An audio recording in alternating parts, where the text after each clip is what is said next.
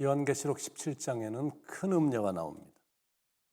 1절에 또 일곱 대접을 가진 일곱 천사 중 하나가 와서 내게 말하여 이르되 이리로 오라. 많은 물 위에 앉은 큰 음녀가 받을 심판을 내게 보이리라.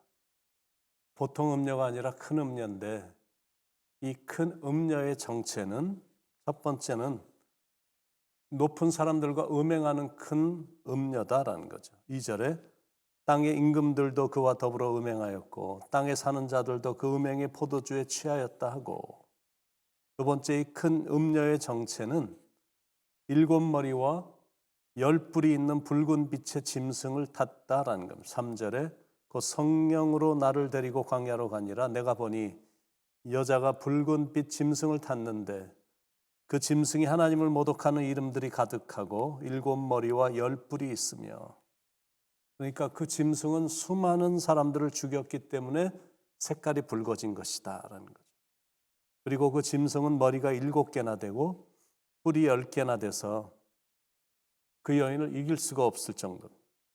그리고 그 짐승은 하나님을 모독하는 이름들로 가득한 하나님의 대적자다라는 것.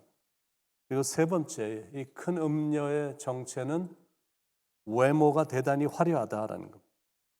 4절에 그 여자는 자줏빛과 붉은 빛 옷을 입고 금과 보석과 진주로 꾸미고 손에 금잔을 가졌는데, 붉은 빛은 로마 황제의 색깔이고 무신론자들인 공산주의 색깔이기도 합니다. 러시아의 붉은 광장이라든지 중국의 천안문 광장이라든지 북한의 군대는 모두 다 붉은색 상징을 갖고 있죠. 성경에서도 보면 붉은색은 사탄의 색입니다. 자줏빛, 금과 보석, 금잔, 이런 것들은 외적인 화려함, 세상의 부귀영화를 나타내는 겁니다. 화려하고 외모가 뛰어나기 때문에 수많은 사람들이 미혹이 되는 겁니다. 네 번째, 큰 음녀의 정체입니다. 그들이 들고 있는 잔은 가증스러운 더러움으로 가득 차 있다는 것. 4절 후반부에 가증한 물건과 그의 음행에 더러운 것들이 가득하더라. 음행에 더러운 것들이 가득하더라. 성적인 타락이 정치인들의 타락이고 술과 마약에 취한 사람들의 음란함입니다. 이게 큰 음녀, 바로 사탄의 정체입니다. 사탄은 자신의 정체를 숨기기 위해 자신을 화려하게 치장을 하는 겁니다. 그러나 화려한 겉모습 뒤에는 온갖 더러운 것들로 가득 차 있는 겁니다. 거기에 걸리면 누구든 음탕해집니다. 그리고 이마에 보면 큰 음녀의 정체가 또 나타나는데 5절에 그의 이마에 이름이 기록되었으니 비밀이라 큰 바벨론이라 땅의 음녀들과 가증한 것들의 어미라 하였더라.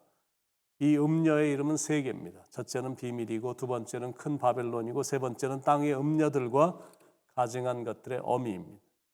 비밀이란 그의 정체, 그의 계획, 그의 미래가 감추어져 있는 비밀. 절대 자기 정체를 밝히지 않습니다. 지금 즐기고 갖고 싶은 거 지금 다 갖고 지금 다 누려라, 이런 이야기만 하지 미래가 어떻게 되는 건 절대 말하지 않습니다. 왜냐하면 그 결국은 지옥이기 때문에. 큰 바벨론은 가장 큰 제국입니다. 인본주의로 가득 차 있는 나라, 하나님같이 되려는 이 교만의 탑을 쌓고 있는 나라, 그러니 결국 멸망당하게 되는 거죠. 땅의 음녀들과 가증한 것들의 어미란 세속적으로 말하면, 세상적으로 말하면 포주를 말합니다. 처음에는 불쌍히 여기는 척하면서 착한 사람처럼 접근을 하지만 거기에 빠지면 결국에 몸을 팔아야 되고 평생 몸을 팔아야 됩니다. 이 큰 음녀의 정체입니다. 6번째, 이 큰 음녀의 정체는 믿는 사람들을 많이 죽입니다. 6절에 또 내가 보매 이 여자가 성도들의 피와 예수의 증인들의 피에 취한지라. 내가 그 여자를 보고 놀랍게 여기고 크게 놀랍게 여기니. 그러니까 많은 성도들을 죽임으로 그 피에 취해 있는 겁니다. 그리고 7번째는 온 나라와 민족을 다스립니다. 15절에 또 천사가 내게 말하되 내가 본 바 음녀가 앉아있는 물은 백성과 무리와 열국과 방언들이니라. 17절 18절에 이는 하나님이 자기 뜻대로 할 마음을 그들에게 주사 한 뜻을 이루게 하시고 그들의 나라를 그 짐승에게 주게 하시되 하나님의 말씀이 응하기까지 하심이라. 또 내가 본 그 여자는 땅의 왕들을 다스리는 큰 성이라 하더라. 이렇게 음녀의 파워가 정말 대단합니다. 겉모습을 그럴싸하게 속이기 때문에 정말 많은 사람들이 속아 넘어가요. 파워가 얼마나 악한 영향력이 대단한지. 그런데 문제는 그의 악한 본질은 끝까지 감출 수가 없는 것. 8절에 내가 본 짐승은 전에 있었다가 지금은 없으나 장차 무적행으로부터 올라와 멸망으로 들어갈지니. 결국 악한 사탄은 멸망하게 되고 어린 양이신 예수님이 승리하신다라는 거예요. 그런데 그 승리는 예수님만의 혼자 승리가 아니라 예수님과 함께 있는 자들도 함께 승리합니다. 14절에 그들이 어린 양과 더불어 싸우려니와 어린 양은 만주의 주시오 만왕의 왕이심으로 그들을 이기실 터이요 또 그와 함께 있는 자들과 부르심을 받고 택하심을 받은 진실한 자들도 이기리로다. 그러니까 아무리 무서운 모습으로 오고 엄청난 권세로 싸우려고 와도 결코 어린 양을 못 이긴다라는 거죠. 겉모습은 그럴싸하게 보여도 그들은 거짓이기 때문에 거짓은 결코 진리를 이길 수가 없는 거예요. 진리이신 예수님에게 결국 패하게 된다라는 거죠. 아마겟돈 전쟁이란 동방의 왕들과 세상의 모든 왕들을 모아서 세력을 규합하는데 어린 양과 구원받은 성도들과의 싸움을 위해 참 대단한 큰 전쟁이지만 그러나 그 전쟁도 종국에는 예수님이 이기신다라는 거예요. 결국 그들은 주님 앞에 굴복하게 된다라는 거죠. 그래서 영적 교훈 첫 번째, 외모만 보고 쫓아가면 안 된다라는 겁니다. 아무리 외모가 아름답게 보여도 매력을 느끼는 기간은 고작 2년이 맥시멈이거든요. 사람들과의 이런 만남, 이런 관계도 아무리 예쁘고 아무리 핸섬해도 그것이 아름답다고 여겨지고 핸섬하다고 여겨지는 것은 맥시멈 2년이 최고입니다. 그리고 사람은 시간이 갈수록 늙어지기 때문에 외모만 보고 쫓아가면 안 된다라는 실망만 나중에 큽니다. 영적 교훈 두 번째, 사탄의 세력은 잠시고 결국 하나님의 사람들이 이긴다라는 거죠. 10절, 또 7왕이라 5은 망하였고 하나는 있고 다른 하나는 아직 이르지 아니하였으나 이르면 반드시 잠시 동안 머무르리라. 12절, 내가 보던 10뿔은 10왕이니 아직 나라를 얻지 못하였으나 다만 짐승과 더불어 임금처럼 한동안 권세를 받으리라. 사탄의 세력은 지극히 잠깐이다라는, 잠시 동안, 한동안 이런 말들이 나오죠. 그런데 예수님의 파워는 영원하시다라는 거죠. 그래서 예수님도 이기시고 예수님과 함께 있어 구원받은 성도들도 결국엔 이긴다라는 거죠. 14절 후반부에 또 그와 함께 있는 자들 곧 부르심을 받고 택하심을 받은 진실한 자들도 이기리로다. 그러므로 영적 전쟁에서 이기는 비결은 너무 간단합니다. 주님과 늘 함께 있는 거예요. 나는 포도나무에 너희는 가지니 너희가 나를 떠나서는 아무것도 할 수 없느니라. 맞는 말입니다. 주님을 떠나서는 우리는 아무것도 못하는 존재입니다. 그러나 주님과 함께 있으면 우리는 못할 게 또 없어요. 그래서 주님과 함께 있으면 이기게 되는 겁니다. 아버지가 사업이 실패해서 탄광마을로 이사를 갔는데 동네가 워낙 거친 곳이라 동네 아이들도 아주 거친 겁니다. 그래서 어린 아들이 늘 놀림을 당하며 얻어맞기 일쑤였습니다. 그러던 어느 날 방학을 맞이해서 유도 선수인 삼촌이 다니러 왔길래 삼촌에게 막 그동안 억울하게 당했던 일들을 다 얘기해 줬습니다.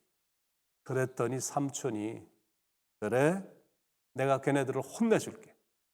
어디 있어? 아주 유도 선수인 삼촌이 그렇게 세게 나오니까 아주 힘이 났습니다. 근데 그날도 여전히 그 아이들이 어린 아들에게 아니나 다를까 똑같이 시비를 걸기 시작한 것. 그때 삼촌이 등장을 한 겁니다. 너희들 왜 이 애를 괴롭히냐? 너희들 혼자 한번 놔볼래? 삼촌을 보더니 아이들이 무서워서 다 도망을 간 겁니다. 그 모습에 의기양양해진 어린 아들이 야, 왜 도망가? 덤빌 테면 덤벼봐. 떵떵거리며 소리를 친 겁니다. 무엇이 이 어린 아들을 이렇게 담대하게 만들었을까? 삼촌님. 우리에게도 사탄의 공격이 있거든요. 우리의 힘으로는 역부족이요. 그러나 세상을 이기신 어린 양이신 예수님의 힘을 의지하면, 그분께 속해 있으면 예수님 백 믿고 승리할 수 있습니다. 주 예수를 친구로 삼아 늘 내 옆에 모시어라. 영적 전쟁에서 승리하는 비결. 첫 번째는 주님과 늘 함께 있는 거고, 두 번째는 늘 진실하게 사는 겁니다. 14절 마지막 부분, 곧 부르심을 받고 택하심을 받은 진실한 자들도 이기리로다. 어디든 진실이 이깁니다. 거짓은 결국 집니다. 진짜 다이아몬드하고 가짜 다이아몬드를 분별하는 방법은 물속에 넣어보면 금방 분별이 된다고 하죠. 진짜는 물속에 들어가도 여전히 찬란하게 빛을 발하지만, 가짜는 물속에 넣는 순간 빛을 잃는다고 합니다. 진짜는 어디를 가든지 진짜고, 가짜는 결국 발각이 되는 겁니다. 우리 주님은 진실한 자를 사랑하십니다. 진실한 자와 동행하십니다. 진실한 자들로 이기게 하십니다. 그러므로 오늘도 우리의 기도는 주여, 오늘도 주님의 신부로서 진실하게 살게 하옵소서가 되어야 될 줄로 믿습니다. 주여 진실하게 하소서. 오늘 하루하루 순간을 주가 주신 힘으로 승리하기 원하네. 주여 나를 진실하게 하소서. 기도하겠습니다. 세상이 요동치고 세상에 이것저것 전쟁이 일어나고 있어도 우리는 여전히 주님과 함께 가게 하시고, 여전히 주님이 기뻐하시는 진실한 자가 돼서 이 세상도 진리로, 진실로 이기지만 최후 승리도 주님과 함께, 그리고 진실했기에 이기게 되는 법이니, 그렇게 진실하게 살아가는 삶이 되게 인도하여 주시옵소서. 진실의 모범을 보여주신 사랑이 많으신 예수님의 이름으로 간절히 기도드립니다.